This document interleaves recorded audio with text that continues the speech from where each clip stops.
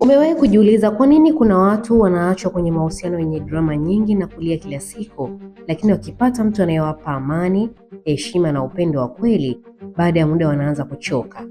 Wengine hata huanza kusema, sijui kwa nini nahisi kama kuna kitu kinakosekana. Jambo hili huwashangaza watu wengi, kwa sababu kila mtu anasema anataka amani, lakini si kila mtu anajua jinsi ya kuishi ndani ya amani. Leo tunaenda kuelewa sababu 5 zinazofanya baadhi ya watu wachoke hata kwenye mahusiano mazuri. Na namba 5 ndio sababu ambayo watu wengi hawajawahi kuifikiria kabisa. Namba 1, ubongo huzoea kile kilicho kawaida. Kitu chochote kinapokuwa sehemu ya maisha yako kila siku, ubongo huanza kukiona kama kawaida. Ndiyo maana msisimko wa mwanzo wa mahusiano hupungua kadiri muda unavyopita.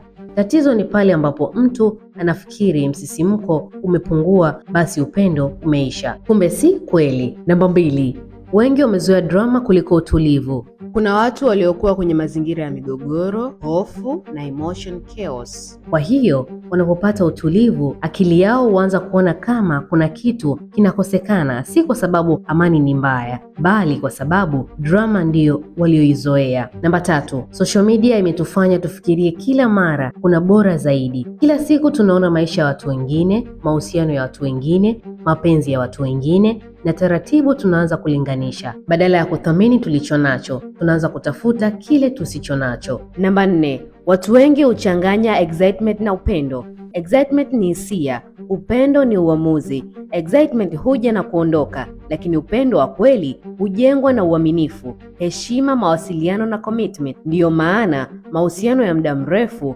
hayaishi kwa butterflies pekee. Namba 5, wakati mwingine tatizo si mahusiano, ni wewe mwenyewe. Hii ndiyo sehemu ambayo watu wengi hawataki kuisikia. Wakati mwingine hakuna tatizo kwenye partner wako, hakuna tatizo kwenye relationship.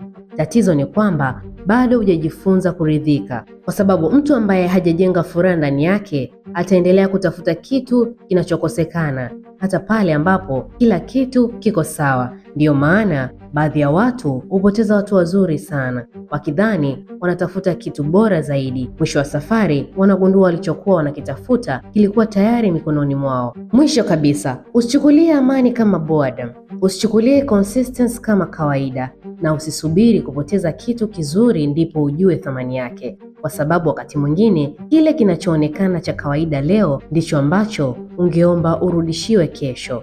Naitwa Sofia kutoka Hidden Gold Insight. Hii ni Relationship Series.